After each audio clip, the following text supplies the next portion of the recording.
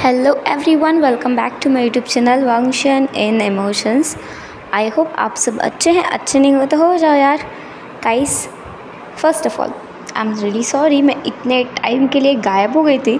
और वो इसलिए था क्योंकि मैंने बताया था मेरी न्यू जॉब थी। और न्यू जॉब में ना बहुत सारी प्रॉब्लम्स आ रही थी। मेरा रूम भी शिफ्ट हुआ, मेरे अपार्टमेंट में बहुत दिक्कतें आई। और फिर फाइनली मुझे अब मेरे मन का, हाँ मतलब उतना ख़ास अच्छा नहीं पर हाँ नॉर्मली एक हाउस मिल गया है और जॉब भी स्टेबल हो गई है। तो फाइनली मैं अब अपने इस प्यारे से ड्रीम को खुलकर परस्यू कर सकती हूँ। आप सबके साथ रोज़ाना मिल सकती हूँ, रोज़ाना आपको प्यारी प्यारी स्टोरीज़ कहानियाँ सुना सकती हूँ। फाइनली मैं वापस हूँ। पर हाँ, एक दिक्कत ये है, मेरा फ्लो बिगड़ गया है। इसलिए ना मैं एक बार में बहुत बड़े एपिसोड नहीं दे पाऊँगी, माफ़ करना ना प्लीज़। पर हाँ, बहुत जल्दी ना मैं बहुत लॉन्ग वीडियोस भी लाया करूँगी, बस तब तक के लिए मेरा वेट करो। So sweethearts, welcome back to my YouTube channel Wangshan in emotions. I hope आप सब अच्छे हैं। अच्छे नहीं हो तो हो जाओ यार। और अब तो अच्छा होना बनता ही है, क्योंकि जे आपके लिए एक वाइन शॉट FF लाके आने वाले हैं बहुत जल्द ही। पर फिलहाल के लिए हम अपनी प्रीवियस स्टोरी को कंटिन्यू करेंगे, लव विथ माय अंकल, जहाँ पर विंग रीबॉर्न होता है। रीबर्थ लेने के बाद में उसे ये सब कुछ पता होता है कि किस तरीके से वेनचाओ ने उसका फ़ायदा उठाया। उसके प्यार को अपनी शील्ड बना करके उसने किस तरीके से पूरे लान फैमिली को बर्बाद कर दिया था। विंग के एक गलत चॉइस ने उनकी पूरी फैमिली को निस्तो नाबूद कर दिया। लेकिन विंग के इतने गलत करने के बावजूद भी वांग जी ने एक भी शब्द गलत उसके बारे में नहीं कहा, ना सोचा। और विंग को पता चला कि उसका शूशू उसे कितना प्यार करता है। और अब विंग खुलकर अपने शूशू को परस्यू करने पर लगा हुआ है। और इसीलिए आज वो पहुंच गया था अपने शूशू की कंपनी में, लान कॉर्पोरेशन में, जहाँ पर उसकी झड़प हो चुकी थी वांग जी की पर्सनल सेक्रेटरी के साथ में, जिसके बारे में विंग को कुछ भी नहीं पता था, क्योंकि पहले तो वो अपने अंकल की लाइफ में इंटरेस्ट लेता ही नहीं था। अब फाइनली वो लोग एलिवेटर से निकल करके सीधे वांग जी के कैबिन में आते हैं। वहाँ आकर वांग जी विंग को वहीं अपने काउच पर बिठाकर कहता है, तुम यहाँ किससे पूछ कर आए हो? विंग कहता है, शूशू, आपका मतलब है क्या मैं अब आपकी कंपनी में बिना पूछे आ भी नहीं सकता? क्या ये मेरी कंपनी नहीं है? मैं समझ गया हूँ, आपको ना उन दोनों लड़कियों में से कोई एक पसंद आ ही गई है, तभी तो आपको मैं कुछ भी नहीं लगता हूँ। आप मुझे कुछ नहीं समझते हो। हाय मेरी ज़िंदगी। वांग जी विंग की नौटंकी देख रहा था, पर वो समझ नहीं पा रहा था, क्योंकि विंग ने ऐसी हरकत उससे पहले कभी कुछ की नहीं ना उसके साथ। वो तो वांग जी से दूर ही रहता था। वांग जी विंग के पास आकर कहता है, ऐसा नहीं है। तो कैसा है? क्या आप उनमें से किसी को पसंद नहीं करते? वांग जी कहता है, नहीं। तो आपको कोई और पसंद है? वांग जी इस बात पर अपनी आंखें नीचे कर लेता है, वो कुछ नहीं कहता है। विंग वांग जी की तरफ देखता है। उसके फेस पर एक शैतानी मुस्कान थी, जैसे कि वो वांग जी को बस इसी पल के लिए रोक कर रखे हुए था, या कहो इसी पल का तो वो इंतज़ार कर रहा था। विंग वांग जी के गले में अपने दोनों हाथों को डालकर उसकी तरफ मुड़कर उसकी आंखों में देखने लगता है। दूसरे वांग जी जिसकी सांसें अपनी जगह पर जैसे अटक ही गई थी, क्योंकि विंग उसके इतने करीब था कि उन दोनों के बीच में तो हवा भी गुजरने की कोई गुंजाइश ही नहीं थी। ऊपर से वांग जी, जो हमेशा से विंग के लिए फीलिंग्स रखते हुए आया है, वो बड़ी मुश्किल से अपने आप को काबू करता है। उसने अपनी शर्ट को बहुत टाइटली होल्ड किए हुए था, साथ ही वो अपनी आंखें भी विंग की आंखों से हटा नहीं पा रहा था। ऐसा लग रहा था जैसे विंग की आंखों ने उसे मोहित कर लिया हो, अपने अंदर जैसे समा लिया हो। अब वांग जी कहीं और देखने की हिम्मत ही नहीं कर सकता था। वांग जी विंग की आंखों में देखते हुए कहता है, विंग कहता है, शूशू, आपको क्या कोई और पसंद है? आप मुझे बता सकते हैं, मैं आपके लिए उस इंसान को ज़रूर लेकर आऊँगा।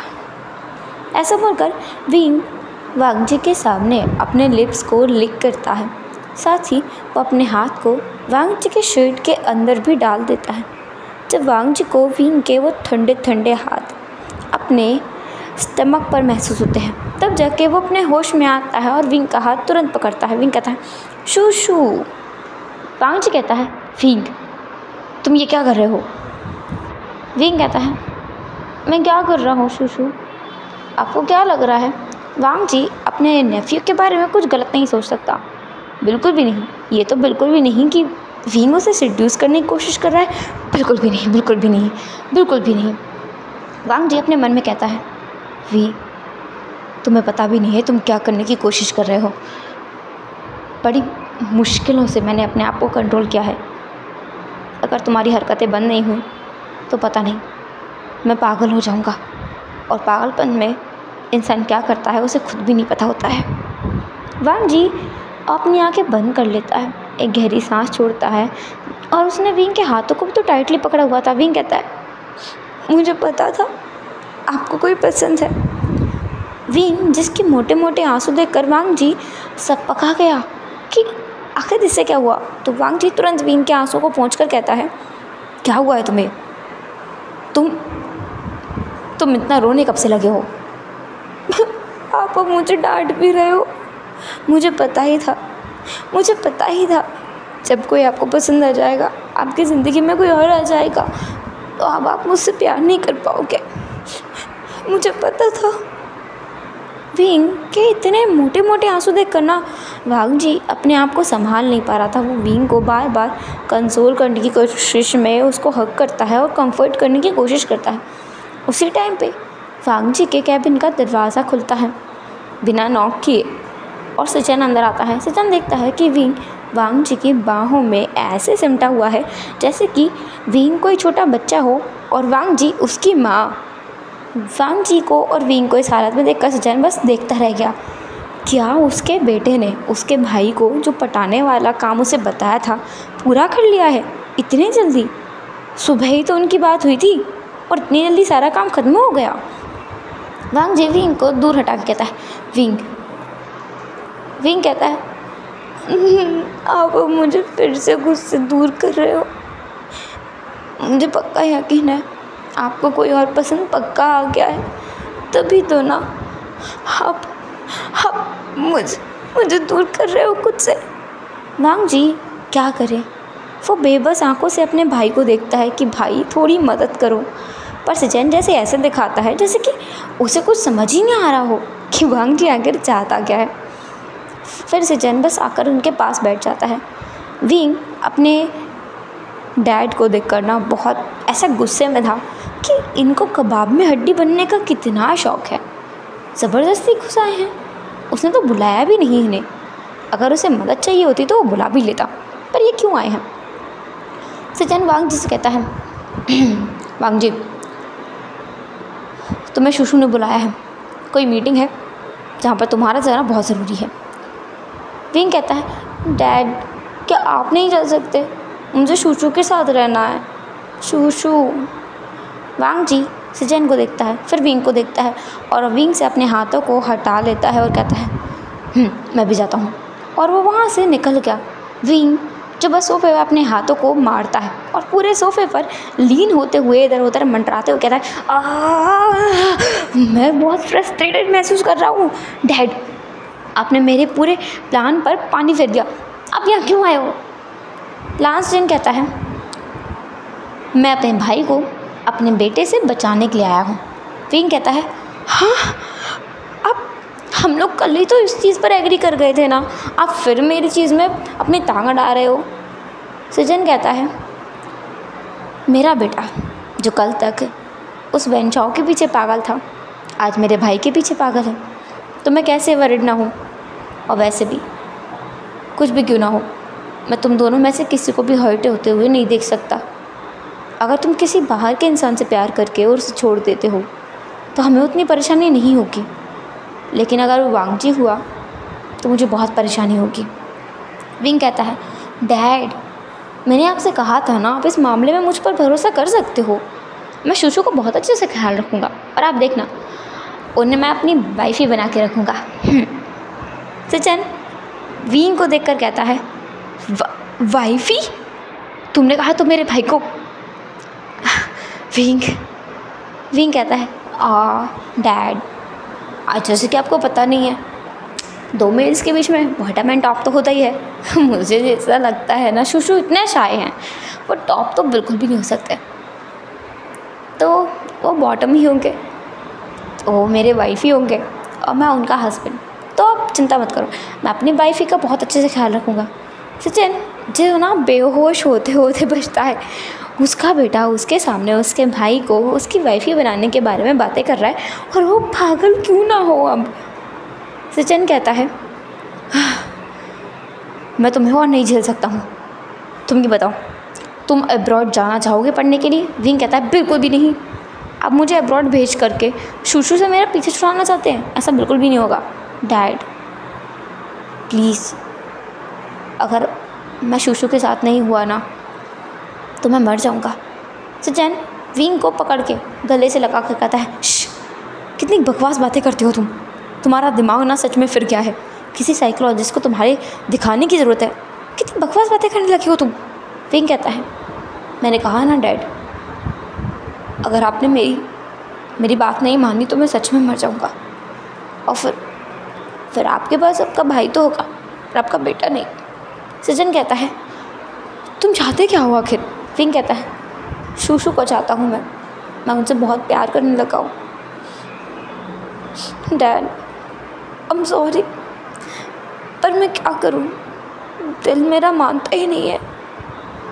मैं जब भी शूशू को देखता हूँ मुझे एक आखिरी उम्मीद नज़र आती है, जीने की, खुश होने की। विंग अपने दिमाग में कहता है, उस इंसान के लिए जिस इंसान ने मेरे लिए सब कुछ छोड़ दिया, अब आखिरकार अपनी ज़िंदगी पे दांव पर लगा दी, मैं क्यों उसके साथ नहीं होऊंगा, उसी के साथ रहूँगा मैं। शूशू, इस बार मैं आपको कहीं नहीं जाने दूँगा और ना ही मैं किसी वेंजाओ के चक्कर में पड़ूँगा।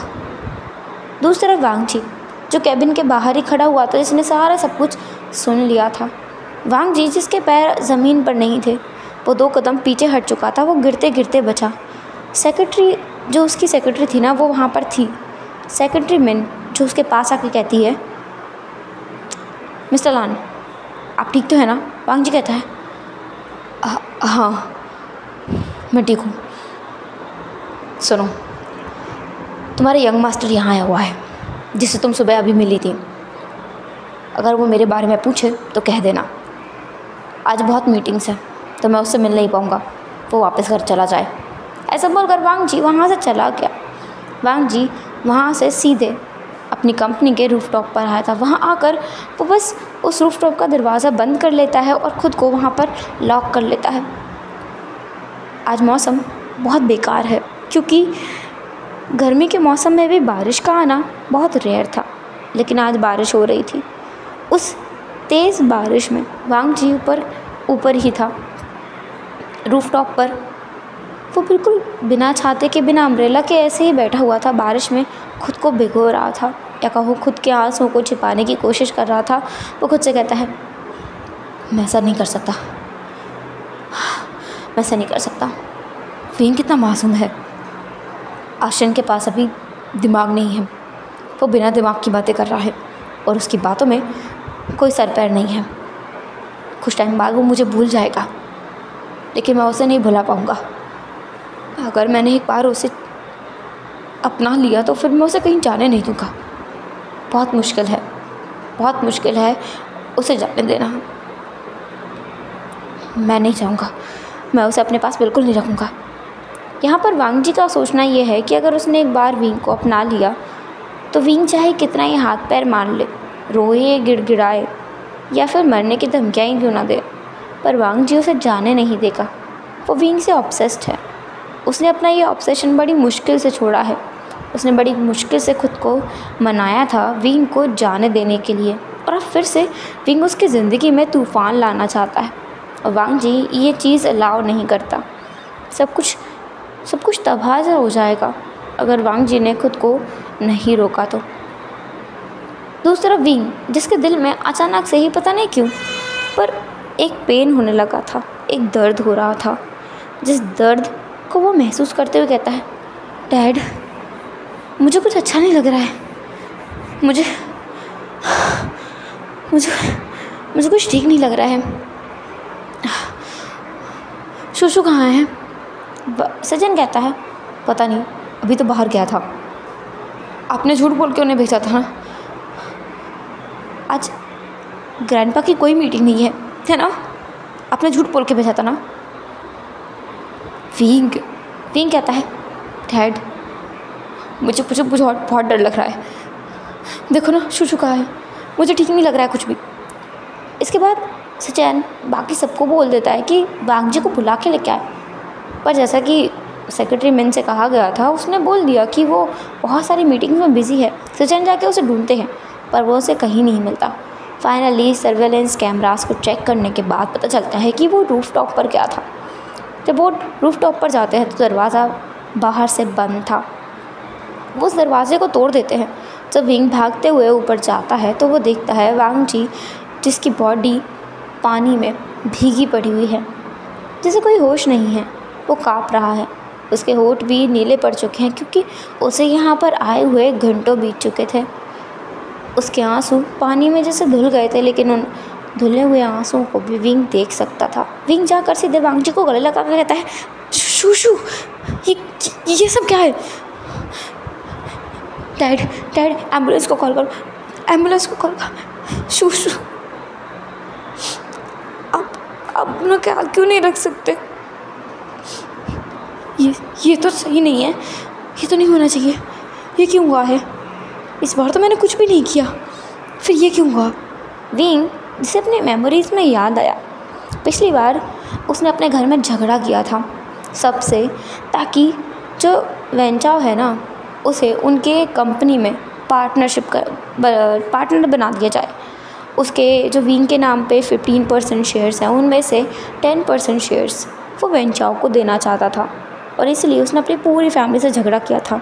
इस चीज़ के सबसे ज़्यादा अपोजिट जो था वो था वांग जी का कहना था कि बाद में भले कुछ भी क्यों ना हो जाए, पर विंग के पास 15% शेयर तो रहेंगे ना, वो खुद का ख्याल रख पाएगा। और लान फैमिली के वारिस के पास इतनी प्रॉपर्टी तो होनी ही चाहिए कि वो अपना ख्याल रख सके, वो उसकी नाम को नहीं डुबा सकता। और विंग को लगा था कि वांग जी लान फैमिली के नाम को डुबाना नहीं चाहता। वो नहीं चाहता कि लान फैमिली का हायर सड़कों पर ऐसे घूमे बिना शेयर के रहे, इसलिए। पर वांग जी का असल मकसद तो था कि विंग को फ्यूचर में कोई प्रॉब्लम ना आए, इसलिए वो ऐसा चाहता था। पर क्या करें, विंग की बुद्धि भ्रष्ट थी, इसलिए तो वो समझ नहीं पाया वांग जी के इतने प्योर इंटेंशंस को। और उस दिन वांग जी इस तरह रूफ टॉप पर गया था, वो बारिश में भीग गया था। वो आज ही का तो दिन था, विंग कैसे भूल गया? पर आज तो उसने कुछ भी नहीं किया, तो फिर वांग जी ये इस तरह ऊपर आकर के क्यों इस हालत में आ गया? इसकी हालत बिल्कुल इस तरह हो गई थी। और आज के बाद ही तो वांग जी को डिप्रेशन हो गया था। विंग को ये बहुत बाद में पता चला था, लेकिन ये हुआ क्यों? विंग तो इस चीज़ को समझ ही नहीं पा रहा था। वो जब हॉस्पिटल पहुंचता है तो डॉक्टर्स उसे बताते हैं कि वांग जी पहले से ही डिप्रेशन में जी रहा है। विंग को पता था, ये चीज़ बहुत पहले से पता थी कि वांग जी को एक डिप्रेशन है, वो लोनली है, अकेला है, उसे किसी की ज़रूरत है। पर ये चीज़ इतनी जल्दी होगी उसे नहीं लगा था, और सब कुछ वैसा का वैसा है जैसा उसकी पिछली ज़िंदगी में हुआ था। बस फ़र्क इतना है कि पिछली बार रीज़न वो खुद था, और इस बार क्या रीज़न है? क्या ऐसा है कि वांग जी के इस हालत का रीज़न पिछली बार भी विंग नहीं था, कुछ और रीज़न था? पता नहीं, पर विंग को पता लगाना होगा। वांग जी जो कि हॉस्पिटल वार्ड में था और वहाँ पर अपने बेड पे लेटा हुआ था, अभी वो अनकॉन्शियस है।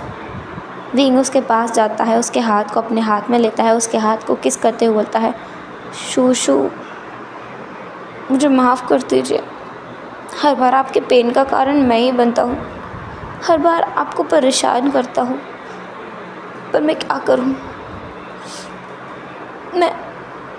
मैंने कोशिश की ना सबको सुधारने की, पर कुछ भी नहीं हो रहा है। कुछ भी नहीं हो पा रहा है, मुझे माफ़ कर दो। विंग जो रो रहा था, उस समय वांग जी जिसकी आंखें खुल गई थी वो विंग को देखता है। विंग जो उसके हाथ को पकड़ के किसने बुरी तरीके से रो रहा है, पर विंग हलता नहीं है। वो देखना चाहता है कि विंग क्या करेगा। वांग जी अपनी धीरे से आंखें बंद कर लेता है।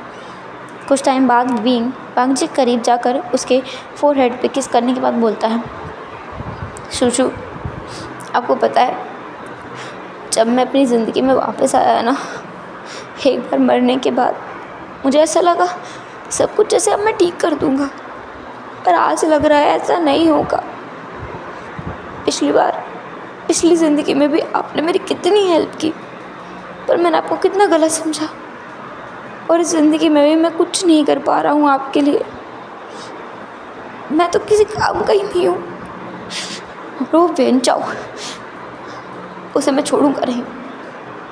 मैं कसम खाता हूँ, पिछली ज़िंदगी में मेरी और आपकी मौत का बदला, मेरे पूरे परिवार की मौत का बदला मैं उससे ज़रूर लूँगा। और देखना आप, मैं प्रूव करके दिखाऊंगा कि मैं भी एक असली लान हूँ।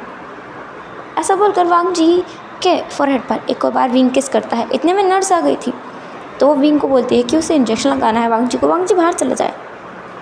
जब वांग जी देखता है कि नर्स भी जा चुकी है, तब वो अपनी आंखें खोलता है, और आंखें खोलकर वो बस एक चीज़ पर गौर करता है कि विंग ने जो कुछ कहा वो बहुत रियल लग रहा था, क्योंकि विंग एक पल को तो वैन चाओ से बहुत ज़्यादा ऑब्सेस था। वो उस दिन मरने की धमकी दे रहा था, और दूसरे ही पल किस तरीके से वो बदल गया, किस तरीके से वो वैन चाओ से हटकर वांग जी के पीछे आ गया। वांग जी एक फीकी स्माइल करता है। उसे समझ आ गया है कि वांग जी उससे प्यार नहीं करता, ये बस ग्रैटिट्यूड है।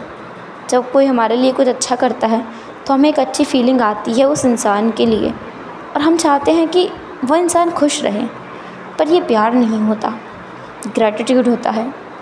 और विंग को उसके प्रति यही भावना है, ना कि प्यार। वांग जी विंग की फीलिंग्स का फ़ायदा नहीं उठा सकता, तो विंग से दूरी रहेगा। पर जैसा कि विंग ने कहा कि वो वैन चाओ को तबाह होते हुए देखना चाहता है, तो ये ख्वाहिश वांग जी ज़रूर पूरी करेगा। विंग की हर एक इच्छा उसके लिए आदेश है, और वो उस ऑर्डर को ज़रूर फॉलो करेगा। वांग जी जो अब तिरछी स्माइल देता है, एक डेविल स्माइल, जिस स्माइल को देखकर कोई भी डर जाए। साथ ही वांग जी की आंखों में आंसू तो थे, वो भी इसलिए कि विंग को वो पिछली बार प्रोटेक्ट नहीं कर पाया। विंग कितने पेन में होगा, कितना दर्द हुआ होगा उसे, जब उसने अपने सामने अपने सारे फैमिली को मरते हुए देखा होगा, और फिर बाद में खुद भी मर गया होगा। कितना ज़्यादा पेन हुआ होगा उसे। ये सोच कर ही ना वांग जी काँप रहा था। उसने सोच लिया है अब उसे क्या करना है। हेलो एवरीवन, तो कैसा रहा आज का एपिसोड? जो भी जैसा भी लगा हो प्लीज़ कमेंट्स करना, एंड फिर मिलेंगे नेक्स्ट एपिसोड में। तब तक टाटा, बाय बाय, ख्याल रखना, बाय बाय।